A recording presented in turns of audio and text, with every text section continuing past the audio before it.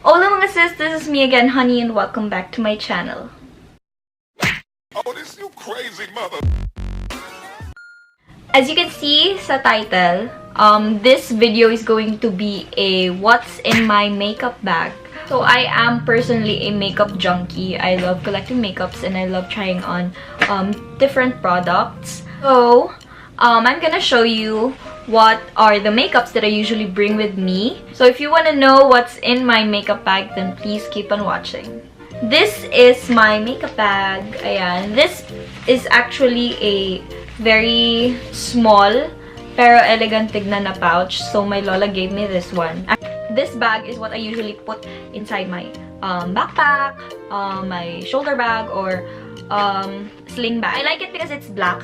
Kasi if you have a makeup bag na light yung color, there is a possibility na mas stain siya. Kasi hindi naman talaga a-avoid. So we cannot avoid mga leakage or accidents. Ayan, in no particular order siya ha. Ayan, ganyan siya kalaki. Sobrang dami nasa loob. First of all, I have this lipstick. Si Careline. This is my new go-to lipstick. This is what I am wearing right now.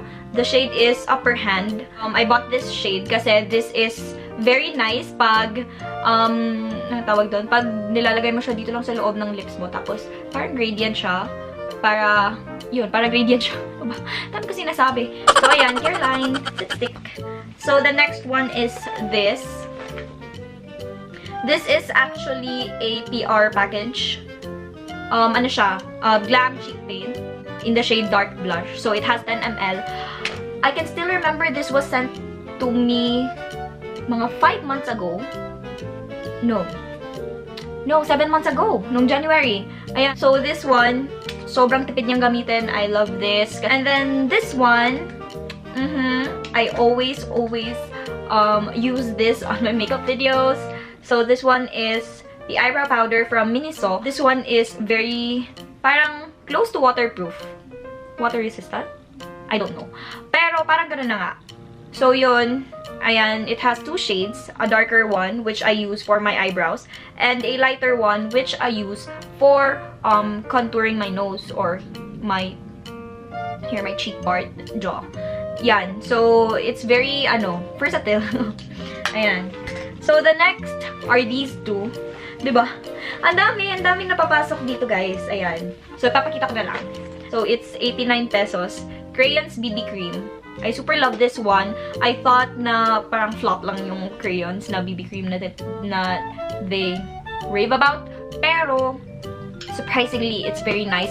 They only have 2 shades and yung dalawang shades na to, I cannot find my perfect shade kasi Fair Lady is too light and Natural Beauty is too dark for me. Kaya, what I do is mix them. And then, yun. Sa packaging na ganito, konti lang yung laman niya. 25 ml lang siya. I wish niliitan na lang nila yung packaging kung konti lang naman yung laman niya. Kasi, sayang. Okay, so the next one that I got is this Céleteque facial moisturizer. Sabi ni Dr. Vicky Bello, wag daw mag-moisturizer kasi nagpapatong-patong lang daw yung dry skin pag ganun. So, pero I still need it, you know, kasi yung dito ko nagda-dry, dito. So, hindi natin pwedeng skip moisturizer. Ayan, siguro next time pag nakahanap ako ng magandang facial scrub, pwede ko nang iwanan si moisturizer. And then next is this one, lip balm, Apollo lip balm. Ayan.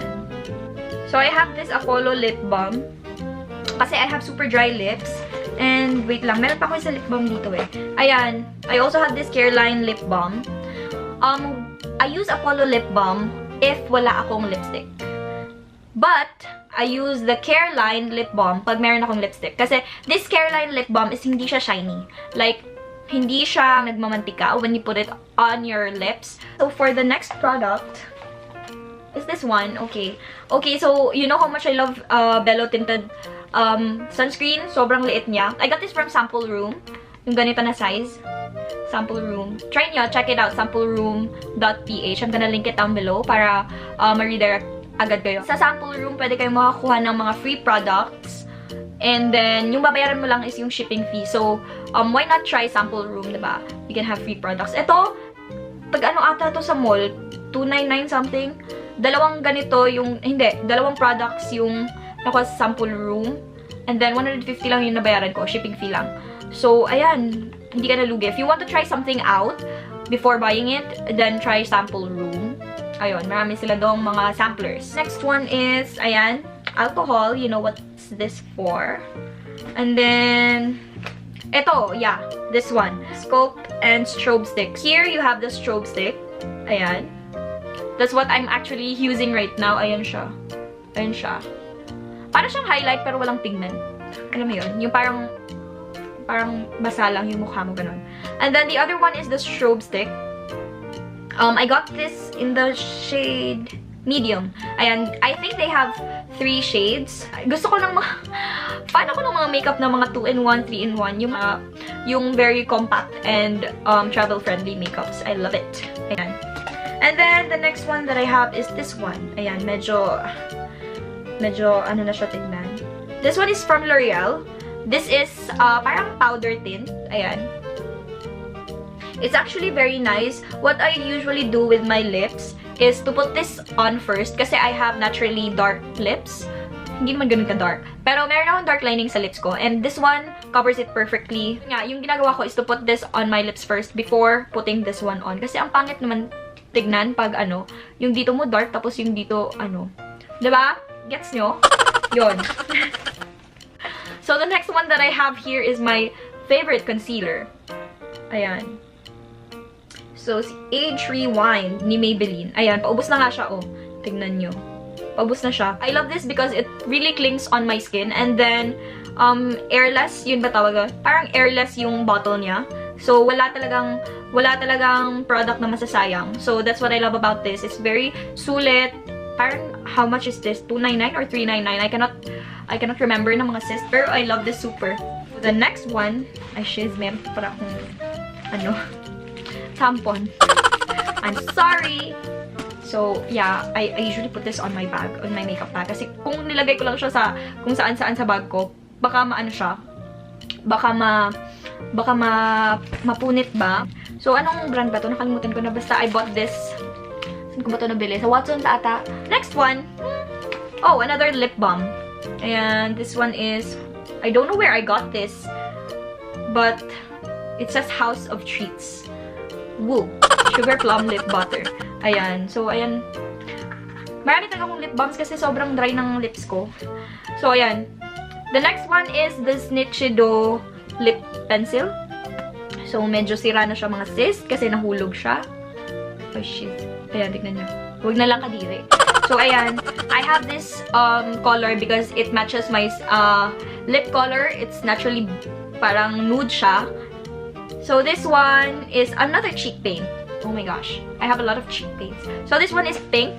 This one is in tipsy pink. Pero, yun nga, hindi nagko-complement yung pink sa akin. Pero, sometimes when I feel super girly, I use this. So, napapansin ko, padaldal ako ng padaldal habang tumatagal ako dito sa YouTube. Anyway, yun lang yung nasa loob ng makeup bag ko. And look, ayan, ganyan siya kalaki. Sobrang laki. Ang dami yung mapapasok sa loob. I really don't know where my lola got this from, pero sobrang ganda niya. Oh, wait. Ayan, SM accessories pala siya. Ayan, may tag siya.